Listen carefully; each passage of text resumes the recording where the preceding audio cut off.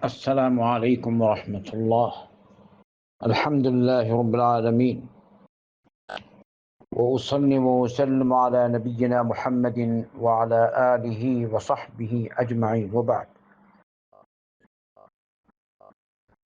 فعن سعيد بن أبي بردة عن أبيه عن جده، يعني أبا موسى الأشعري رضي الله عنه، عن النبي صلى الله عليه وسلم قال: على كل مسلم صدقة. فقالوا: يا نبي الله، فمن لم يجد؟ قال: يعمل بيده فينفع نفسه ويتصدق. قالوا: فإن لم يجد؟ قال: يعين ذا الحاجة الملهوف. قالوا: فإن لم يجد؟ قال: فليعمل بالمعروف وليمسك عن الشر فإنها له صدقة.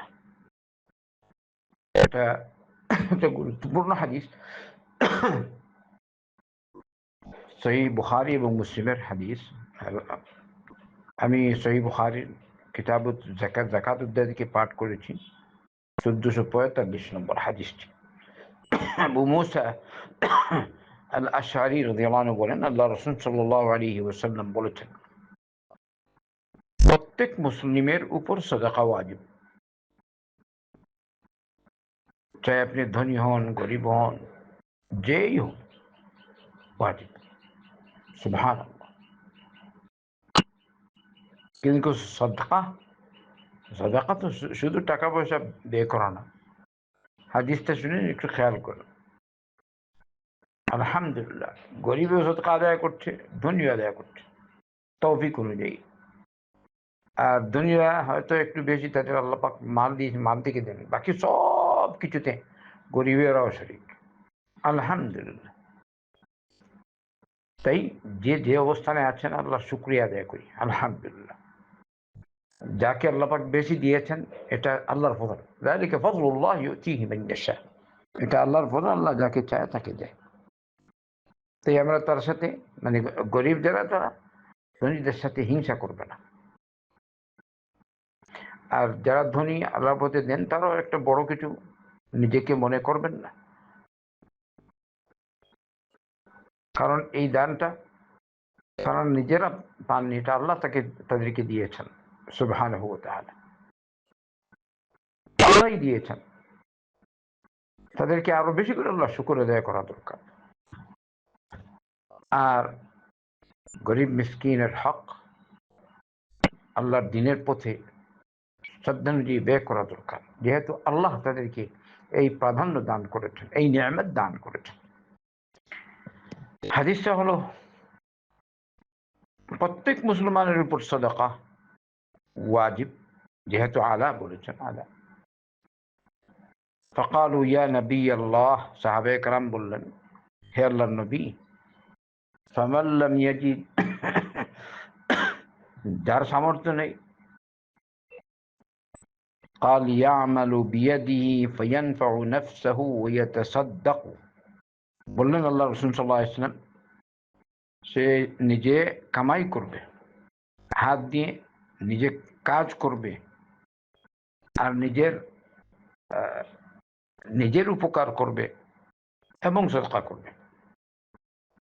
আলহামদুলিল্লাহ। আচ্ছা, সাহাবায়ে কেরাম রাদিয়াল্লাহু আনহুম, তাদের মাধ্যমে তো আমরা দিন পেয়েছি। দেখেন আরেকটা প্রশ্ন, বলছেন, ইয়া রাসূলুল্লাহ ফাইন লাম ইয়াজিদ, যদি এটাও না পারে, তার সেই সক্ষমতা তার নেই কামাই করার মতো, অথবা তার যোগ্যতাই নেই, তো কি করবে? আল্লাহ রাসূল সাল্লাল্লাহু আলাইহি ওয়াসাল্লাম বলেন, ইউইনু যাল হাজাতিল মালহুফ,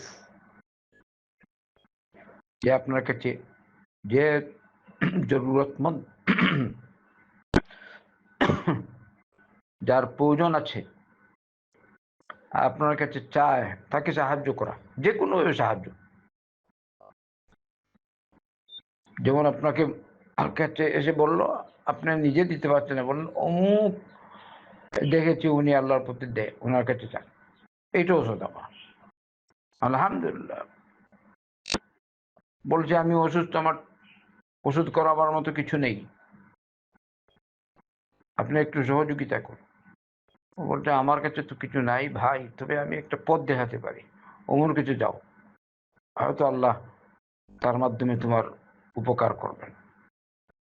আল্লাহ, আচ্ছা তাও করতে পারবেন না, তাহলে কমপক্ষে রবের কাছে দোয়া করতে পারেন তার জন্য। এই জিনিসটা ভুলবেন না। আপনার সামর্থ্য নাই কিছু, কিন্তু রবের কাছে চান। রব, তো আপনি আপনার দায়িত্ব আদায় করে নিন। ও আল্লাহ, তোমার এই বান্দার উপর তুমি রহম করো, অসুস্থ মানুষ আল্লাহ তুমি তাকে শিফা দাও, তার যেসব চিকিৎসার প্রয়োজনগুলো তুমি ব্যবস্থা করে দাও মৌলাই। তো কি হবে, আল্লাহ তাকেও দিবেন আপনাকেও দিবেন। আল্লাহ আকবার। এরপরে সাহাবায়ে কেরাম আবার প্রশ্ন করছেন, ইয়া রাসূলুল্লাহ, তারও যদি সে তার সক্ষমতা না থাকে, নবী করিম সাল্লাল্লাহু আলাইহি ওয়াসাল্লাম বললেন, ফালিয়ামাল বিল মারুফ, তাহলে যে কোনো ভালো কাজ করবে, মানুষকে সালাম করবে। সালাম কত বড় একটা নেক আমল, এটা যদি আমরা বুঝতাম। আপনি যাকে চিনবেন তাকেও সালাম, যাকে চিনবেন না তাকেও সালাম করুন। কিন্তু এখন এমন হয়েছে, আমরা যাকে চিনি তাকে সালাম করি, না চিনলে সালাম নেই। আর মানুষও যদি আপনি কাউকে সালাম করেন, সে আপনার দিকে থাকা ও হয়তো আমাকে চিনে। অথচ মুসলমানের ইসলাম হলো যে আপনি যাকে চিনবেন তাকেও সালাম করবেন, যাকে চিনবেন না তাকেও সালাম করবেন, যদি সে মুসলমান হয়। আর আরেকটা কথা কি, ওয়াল ইউমসিক আনিশ শাররি ফাইন্নাহা লাহু সাদাকাহ, নেক কাজ করার চেষ্টা করবে, ভালো কাজ, যে কোনো ভালো কাজ। অন্য রিওয়ায়াতে আল্লাহ রাসূল সাল্লাল্লাহু আলাইহি ওয়াসাল্লাম বলেছেন, কুল্লু মারুফ সাদাকাহ, প্রত্যেক ভালো কাজই সাদাকা, প্রত্যেক ভালো কাজই সাদাকা। আর আরেকটা কাজ, অন্যের ক্ষতি করা থেকে বিরত থাকবে, অথবা যে কোনো খারাপ কাজ থেকে বিরত থাকবে, এইটাও সাদাকা।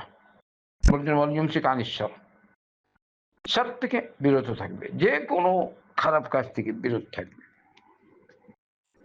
আপনি পারেন না তো এইটাই করুন। ভালো কাজ করতে পারেন আলহামদুলিল্লাহ, তারও সক্ষমতা নেই তো আপনি কোনো রকমের খারাপ কাজ করবেন না। এই শার এর মধ্যে সব যাবতীয় আল্লাহর নাফরমানি শামিল। চুগলি করবেন না, গীবত করবেন না, গালিগালাজ নাই, অহেতুক কথাবার্তা নাই, ফালতু ফালতু যেখানে গেলেই আপনি অন্যের সমালোচনায় চলে যান, এইসব থেকে যদি আমরা দূরে থাকতে পারি, আলহামদুলিল্লাহ আপনি সাদাকা আদায় করছেন আল্লাহ রাসূল সাল্লাল্লাহু আলাইহি ওয়াসাল্লামের ফরমান অনুযায়ী। আল্লাহ আমাদের সকলকে এই হাদিসের অর্থ মর্মার্থ বুঝে আমল করার তৌফিক দান করুন। আল্লাহুম্মা সাল্লি ওয়া সাল্লিম ওয়া বারিক আলা নবিয়িনা মুহাম্মাদিন ওয়া আলা আলিহি ওয়া সাহবিহি আজমাইন।